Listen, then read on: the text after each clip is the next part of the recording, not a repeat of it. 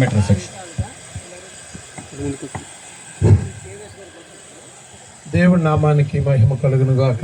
ఈ సమయం ఇచ్చిన నాయకులకు నా ప్రత్యేకమైన ధన్యవాదాలు. నాతోటి సేవకులు కూడా ప్రత్యేకమైన ధన్యవాదములు.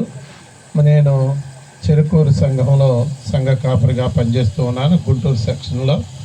అయితే నేను వెళ్ళినటువంటి ఆ సంఘానికి వెళుతున్న సమయంలో ఆ సంఘములో 3-4 వస్తూ ఉన్నారు.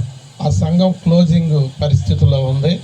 అలాంటి సమయంలో నేను బైబిల్ సబాత్ గురించి ఒక వ్యక్తి, త్రాగుబోతు వ్యక్తి, అతను యవనస్తుడు, మరి అతను చీటిప్యాక్ ఆడుతూ తాగుతూ కుటుంబంలో కూడా నెమ్మది లేకుండా జీవిస్తూ ఉన్నాడు.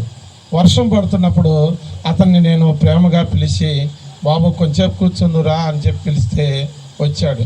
అతని భార్య కూడా. వాళ్ళిద్దరికీ నేను సబ్బాతు సత్యం అని చెప్పాను. అతనికి చదువు లేదు, కానీ నేను చెబుతుంటే అతను వింటూ ఉన్నాడు. ప్రతిదీ బైబిల్ని కోట్ చేస్తూ నేను అతనికి బోధిస్తూ ఉన్నాను.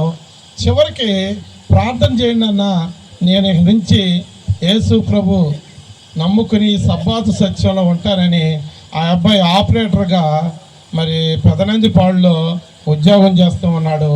నెలకి 15,000. మరి అతడు ఖచ్చితంగా వారం రోజులకి కుటుంబం ఇద్దరు, వాళ్ళ బంధువులు, వాళ్ళ అందరూ కలిసి మొత్తం 10 మందిని తీసుకొచ్చాడు.